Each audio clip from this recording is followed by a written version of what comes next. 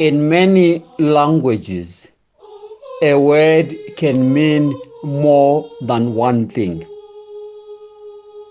And this is true because languages develop. And yet, as languages develop, terms are very slow to develop. And we end up with one word meaning one or more things. In the same way, this happens, be it within religious circles or within secular circles. When it comes to the term grotto, we have a typical example where a word makes a transition from a secular term to a religious term. It acquires new meaning. It means more than one thing. In the Latin language, a grotto is a natural cave, and it has no religious significance. And yet, with time, when we hear of the term grotto, we immediately begin to think of an outdoor Marian shrine that is usually built in a cavern-like structure and has the statue of the Blessed Virgin Mary. This is so because of the apparition, the appearance of the Blessed Virgin Mary at a place called Lourdes in France. When the Blessed Virgin Mary appeared to a young girl called Bernadette. The appearance did take place in 1858.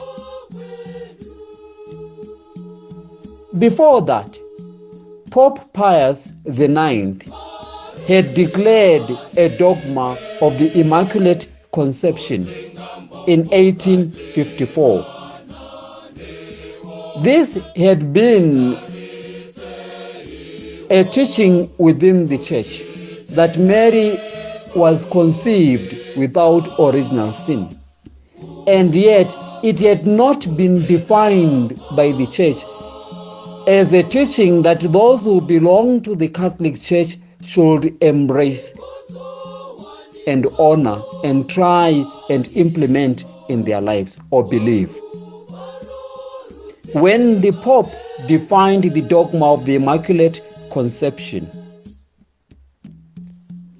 what followed, which happened independently of what the people in the church at that time thought, was this appearance of Mary, who appeared in a cave. And next to this cave was a stream.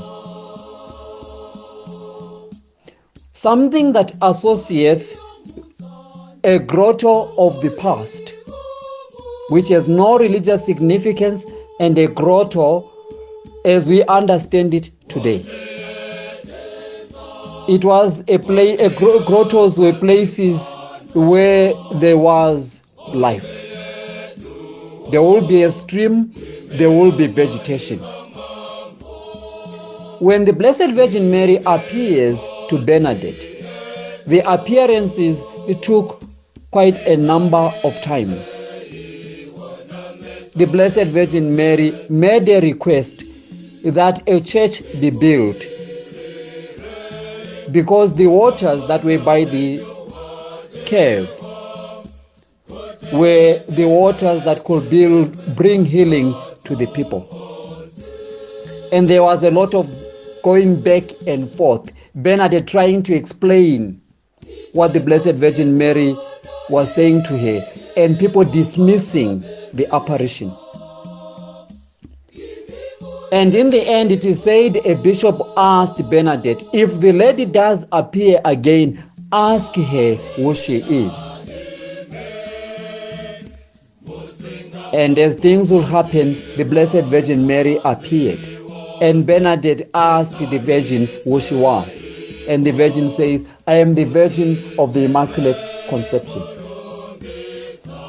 Thus, a term that could not have been thought by a young peasant girl. And in that, the Church saw the Blessed Virgin Mary as affirming and embracing the title that had been given to her. And so today, as you go to different places, you encounter so many shrines dedicated to the Blessed Virgin Mary, built in a cavern-like structure with a statue of the Virgin. It's in honor of the apparition of Lord. Many people realize that they cannot go to France, and yet they trust in the Virgin who appeared to them. And they build these shrines so that they can ask for the intercession of the Blessed Virgin Mary. We therefore have a new meaning of what a grotto is. It's a cavern-like structure that in most cases is artificial, with a statue of the Blessed Virgin Mary, revered as a sacred place where people come to offer prayers and to ask the intercession of the Blessed Virgin Mary for healing.